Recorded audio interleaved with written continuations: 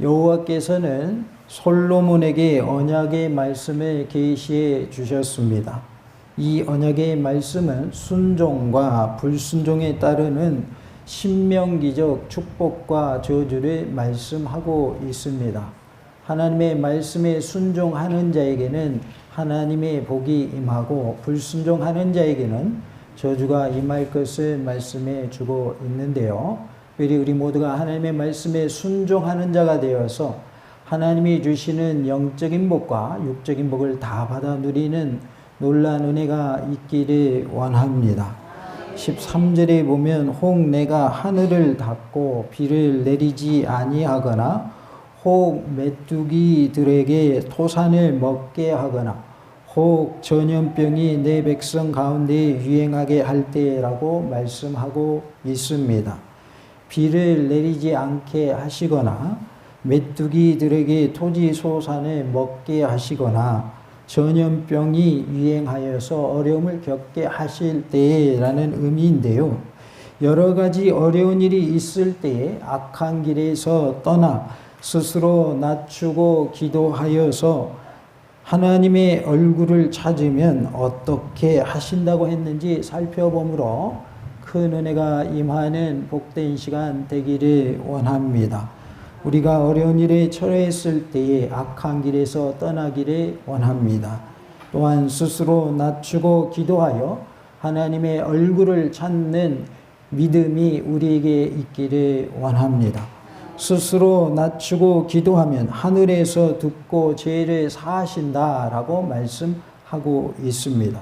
14절 말씀을 다 같이 하나님 말씀 받겠습니다. 내 이름으로 일컫는 내 백성이 그들의 악한 길에서 떠나 스스로 낮추고 기도하여 내 얼굴을 찾으며 내가 하늘에서 듣고 그들의 죄를 사하고 그들의 땅을 고칠지라. 아멘. 스스로 낮추고 기도하면 하늘에서 듣고 죄를 사하신다, 이렇게 말씀을 하고 있습니다. 우리가 기도할 때에 하나님께서 우리의 기도를 들으시고 우리의 죄를 사하여 주실 것을 약속하고 계십니다. 우리 모두가 철저히 회개함을 통하여 제사함 받고 구원함을 얻으며 하나님의 은혜 가운데 모든 기도의 제목들이 응답되는 은혜가 있기를 원합니다. 다 같이 봅시다. 철저히 회개하여 제사함 받읍시다. 11절 말씀을 읽겠습니다. 솔로몬이 여호와의 전과 왕궁 건축을 마치고 솔로몬의 심중에 여호와의 전과 자기의 궁궐에 그가 이루고자 한 것을 다 형통하게 이루니라. 아멘. 그가 이루고자 한 것을 다 형통하게 이루었다라고 말씀을 하고 있습니다. 이것은 성전 건축에 있어서 솔로몬이 하고자 했던 대로 모든 것을 성공적으로 마쳤음을 뜻합니다. 역대하 3장과 4장을 통해서 이 사실을 알 수가 있습니다. 그러나 실제로 성전 건축은 여호와 하나님께서 솔로몬에 붙인 다윗에게 주신 설계도에 따라 지어진 것이지 솔로몬 자신의 의도대로 지어진 것은 아닙니다.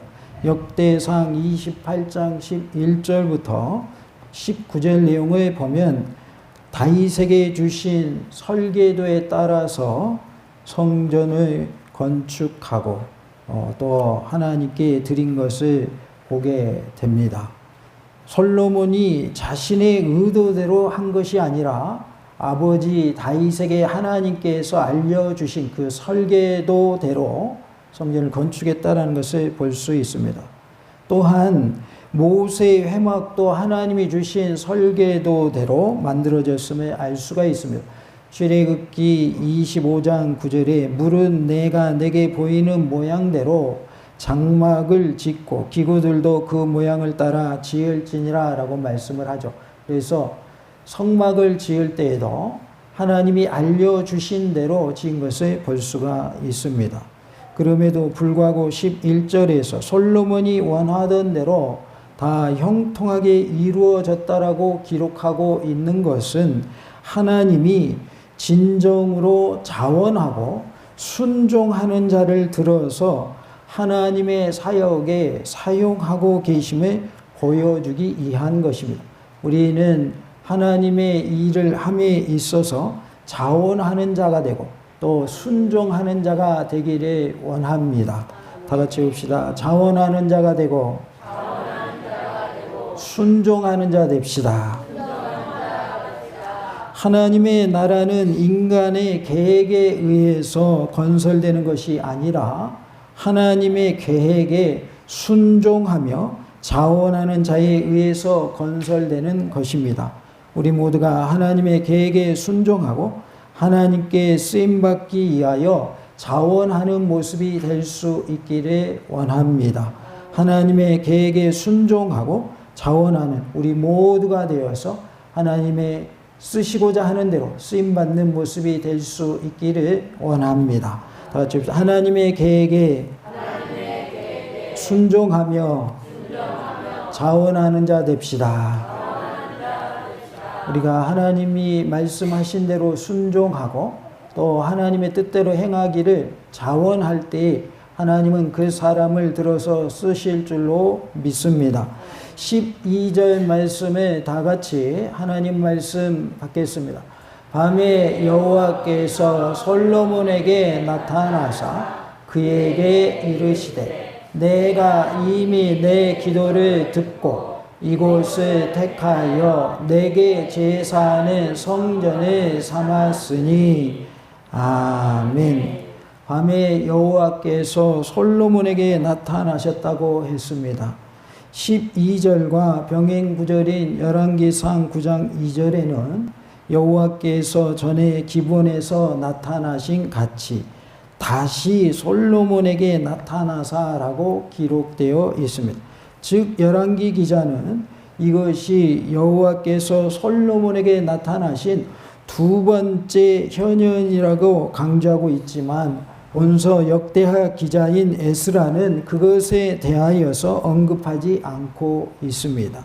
대신에 그는 솔로몬이 여호와의 전과 왕궁을 다 지은 이후에 하나님께서 솔로몬에게 현현하신 사실을 강조하고 있습니다.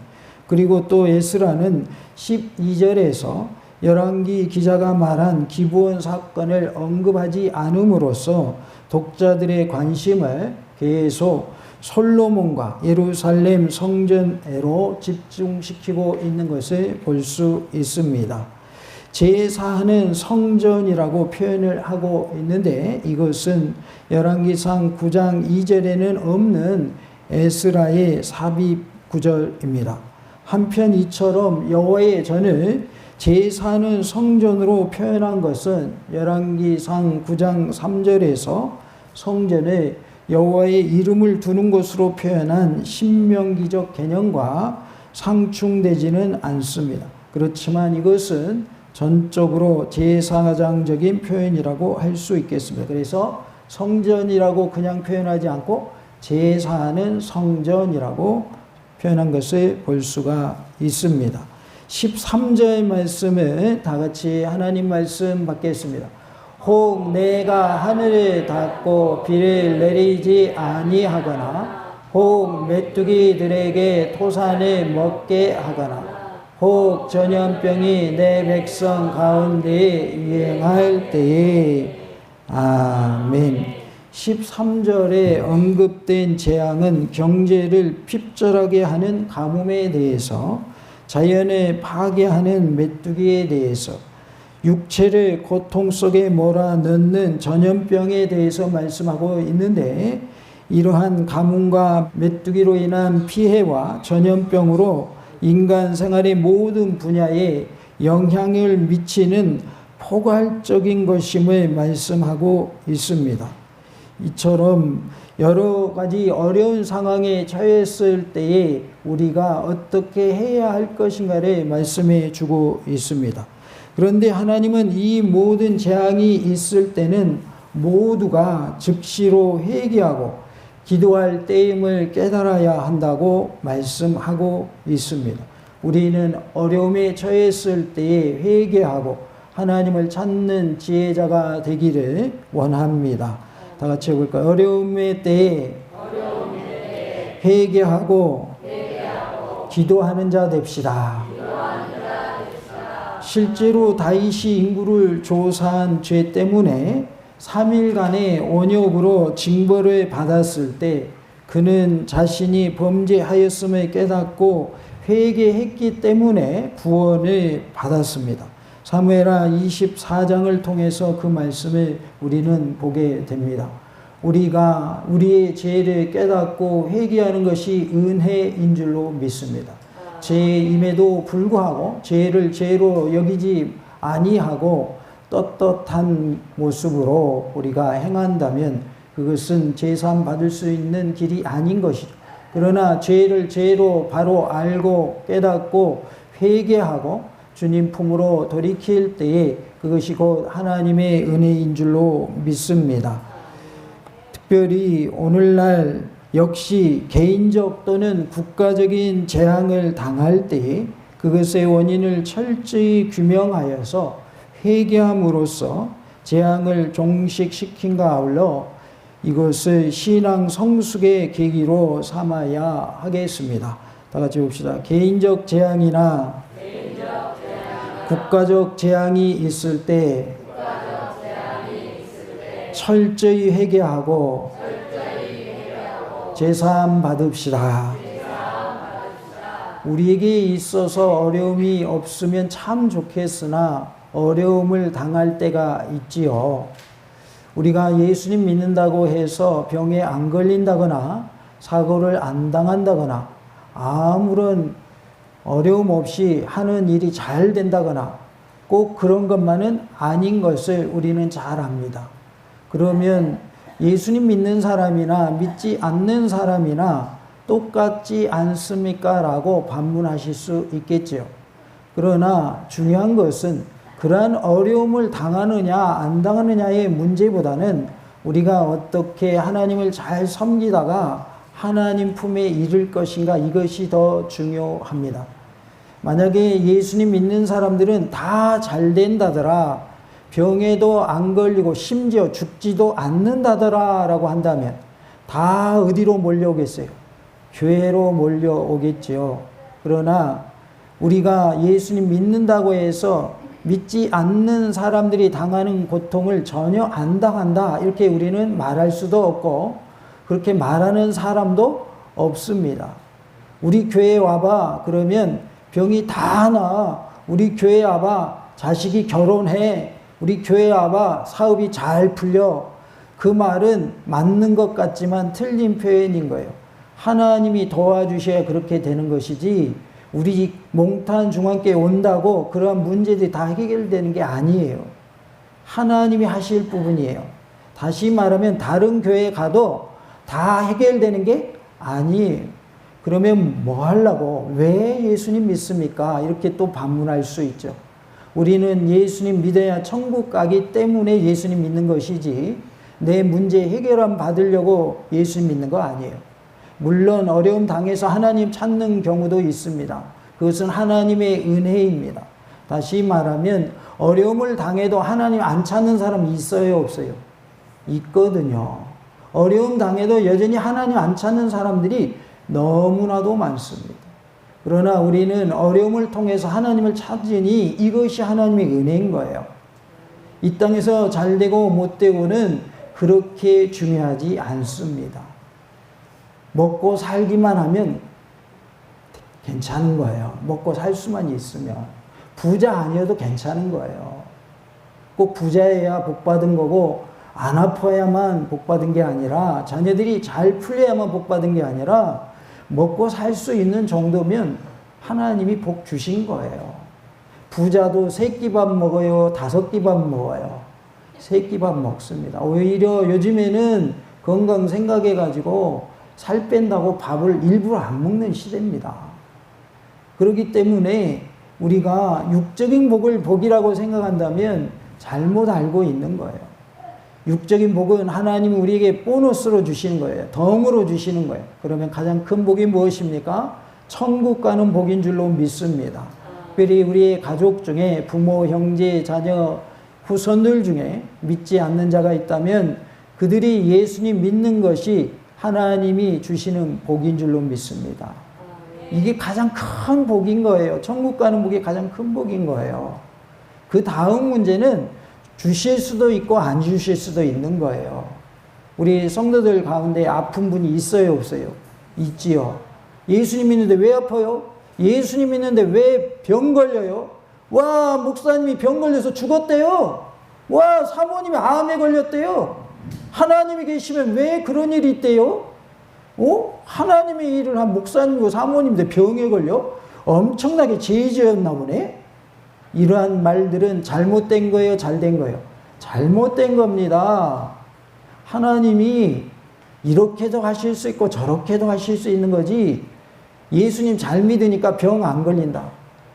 안 걸릴 수도 있지만 걸릴 수도 있는 거지 꼭 안 걸리는 거는 아니다, 그 말이죠. 예수님 믿는 사람 하는 일이 다 잘 됩니까? 무조건? 그러면 여기 있는 분들은 다 부자 됐을 거야, 아마. 근데 부자 아닌 분들이 대부분이에요. 그럼 우리 복 못 받았나요? 아니다, 그 말이에요. 우리는 천국이라고 하는 복을 받은 줄로 믿습니다. 예수를 믿는 순간에 우리는 이미 영생을 얻었다라고 요한복음 말씀하고 있어요. 우리는 영생의 복을 받은 자입니다. 나는 복 받은 자임을 믿으시기 바랍니다. 같이 봅시다. 나는 복 받은 자입니다. 우리는 다 하나님의 백성이 되었어요. 이것이 복인 줄로 믿습니다.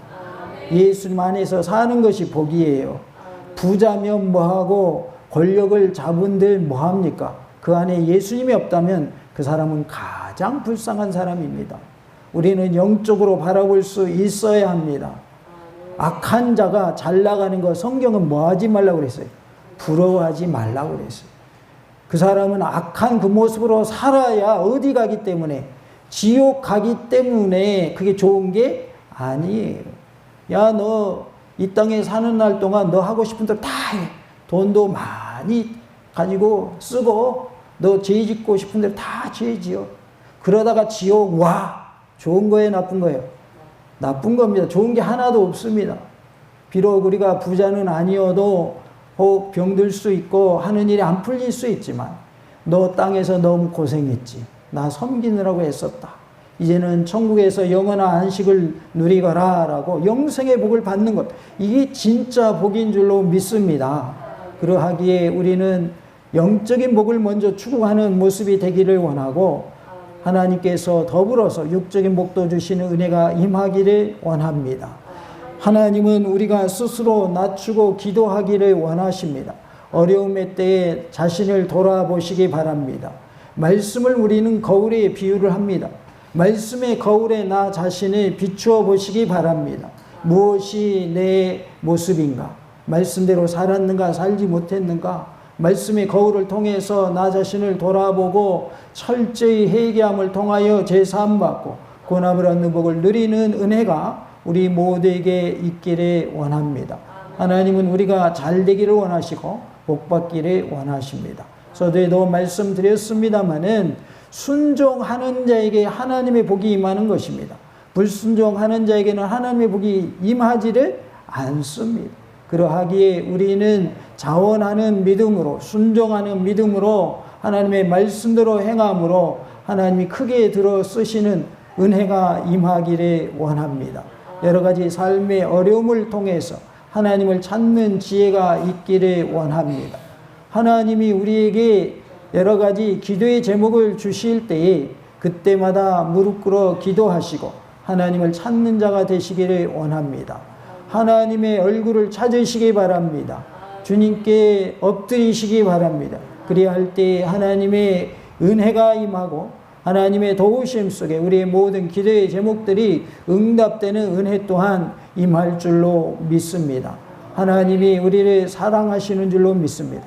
하나님의 사랑을 받은 자로서 그 사랑을 마음껏 또한 다른 사람에게 전하고 또 많은 사람들이 나와 같은 하나님의 자녀로 살게 하는 일에 우리 모두가 크게 쓰임받기를 원합니다.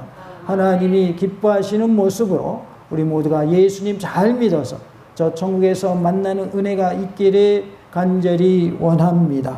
다 같이 해볼까요? 철저히 회개하여 제사함 받고 천국 가는 복을 누립시다.